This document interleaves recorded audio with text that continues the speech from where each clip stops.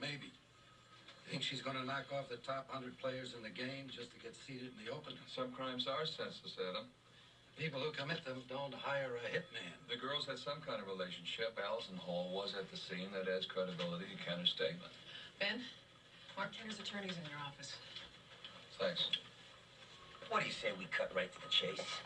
My client's recanting his statement. What is your explanation for that? He lied on his statement because he was abused as a child?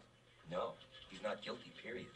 He's already confessed. That confession was legally obtained. He signed the Miranda waivers, Max. You were sitting next to him when he made the statement. And we were both bamboozled by Detectives Briscoe and Logan.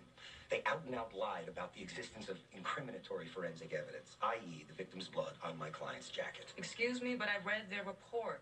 They said specifically that they were waiting for the paperwork from forensics. Sure, that's what they said. But the fact is they already knew the results. You see, Ben, in my business, it pays to do your homework. It all boils down to my client was intentionally misled, ergo, confession wasn't voluntary, ergo, oh hell, you know the rest.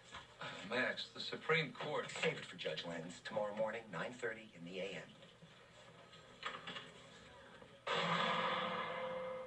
It's black letter law. To be admissible, a confession must be obtained without police coercion of any kind. At all times during the interrogation, Your Honor, the defendant was represented by counsel. And I'm here to say that counsel was equally duped. I ask, what is the difference between shining a bright light in a man's eyes for 10 hours and manipulating a confession out of him with lies? The Supreme Court thinks there's a big difference. Thank you, Miss Kincaid. Why don't you tell Mr. Hellman here all about the Moran case? So long as the suspect understands the bare essentials of his Miranda rights, no type of police deception will vitiate the waiver of those rights. You should keep up with your reading, Mr. Hellman. I have a heavy caseload, Your Honor. I don't have time for advance sheets. Then hire an associate. Moran was a 1986 decision. That's it? You're going to let the confession stand? Your client's guilty, isn't he? Thank you, Your Honor. Not so fast, Mr. Stone. I'll give you one more shot, Mr. Hellman.